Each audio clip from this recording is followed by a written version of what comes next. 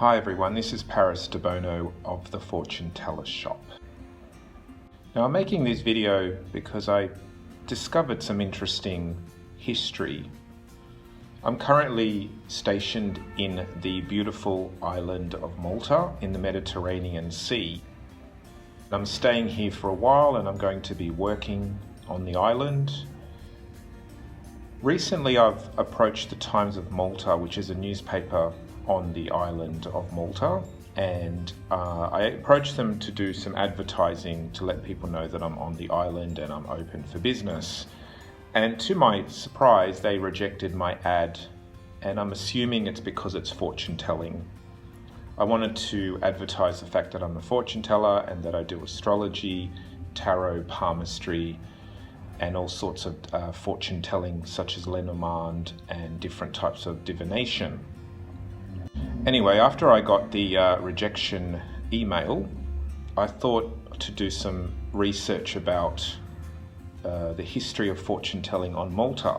And to my surprise, I actually found an article in the Times of Malta about a fortune teller who lived here on the island in 1605. So that's about 400 years ago.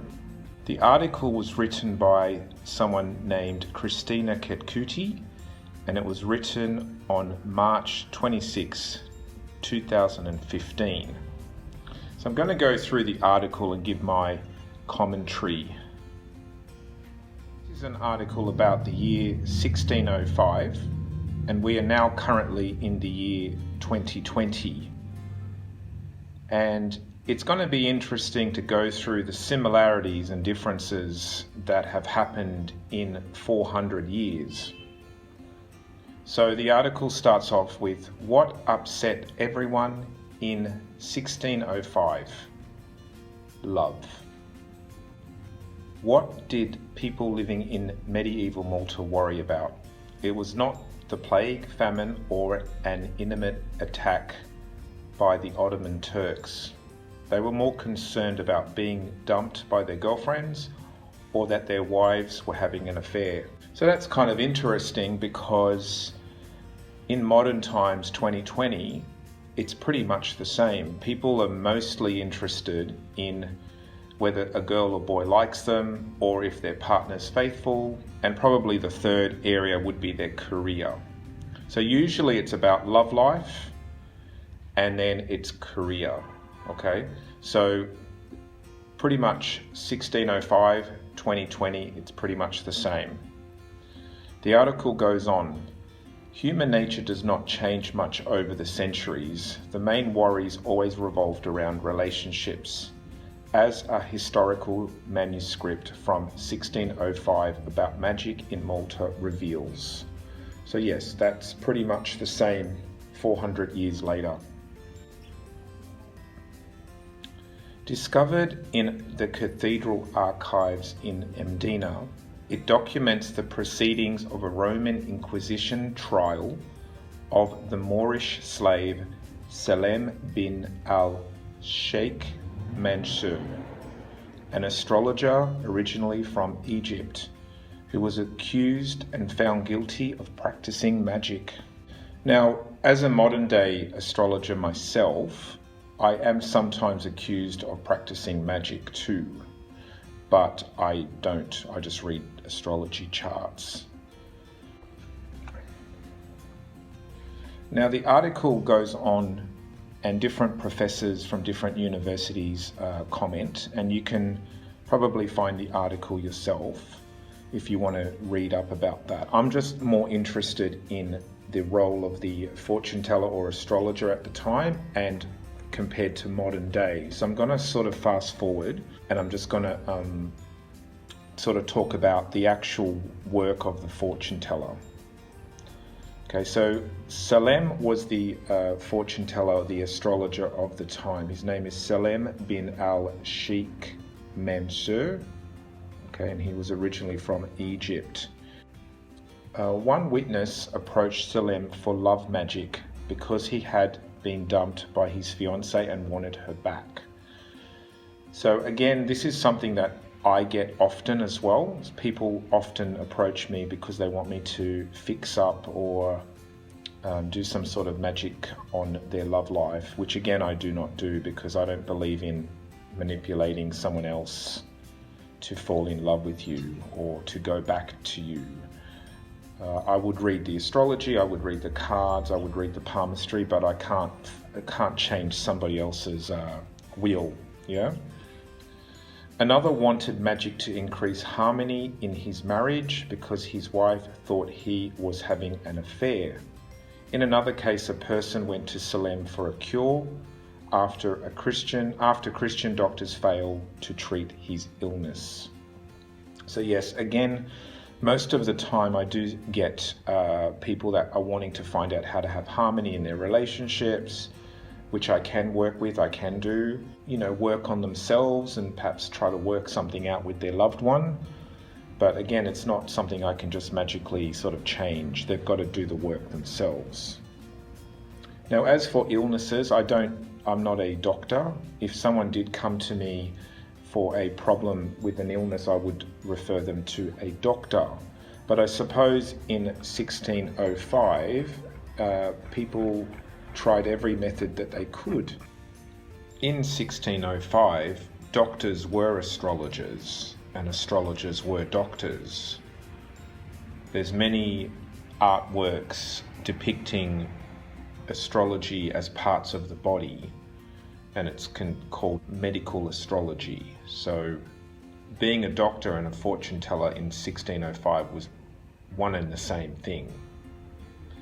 So far with this fellow Selim, I actually have an affinity with him. It's almost like if he were alive today, he'd probably be, working with me or working beside me sort of thing. We might be even, swapping techniques on how to do the readings and maybe even referring clients to each other.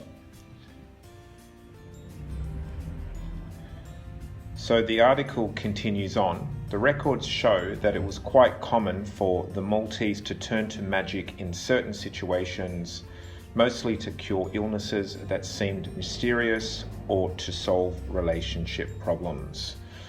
So again, back in 1605, people were looking for ways to solve their problems, just like we do in 2020. So far I'm not seeing anything terrible about what this Selim astrologer did back then. What he's doing is pretty much what most fortune tellers, astrologers, card readers do today.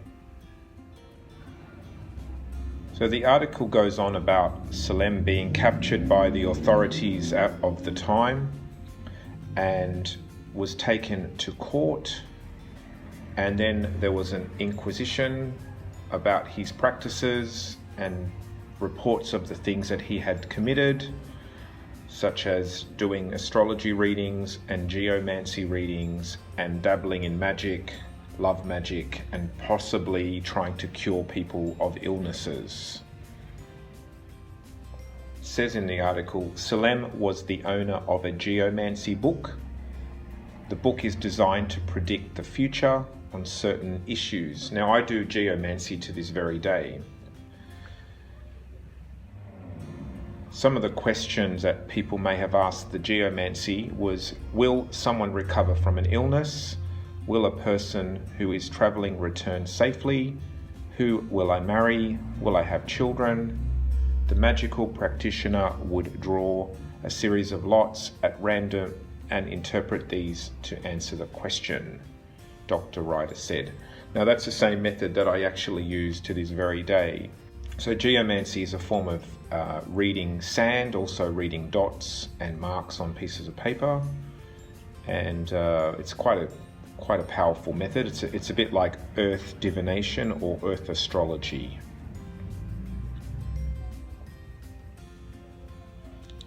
Selim, while he was on trial, denied the book was his, although it had been found in his room and it had his name on it. So he must have been quite afraid, denying that the book was actually his. So he denied this geomancy book. So basically, the inquisitors tortured him until he confessed to doing some sort of black magic and some sort of evil, invoking evil or the devil and practicing magic. So the poor guy was tortured until he confessed to invoking the devil. So they were obviously very obsessed with the devil back then, and they were trying to merge that with astrology and doing love potions and trying to heal people, which is kind of sad. But that was then. Thankfully nowadays it's different. So in conclusion, as an astrologer, fortune teller, card reader and palmist myself, in 2020 I still face similar beliefs about my work as Selim did 400 years ago in 1605. It's interesting how a lot has changed, but a lot has stayed the same. I just have a real affinity with this Selim fellow, and I'm sure we would have been friends if we were born in the same time. Selim was a Moorish slave. His name is Sellem bil al-Sheikh Mansur. And I just want to pay respects to this man who probably tried to help people in a time when people didn't have a lot of education and a lot of technology, and he was put in jail for doing that. And I just want to honor him for who he was and all the people he must have helped. This is Debono of the Fortune Teller Shop.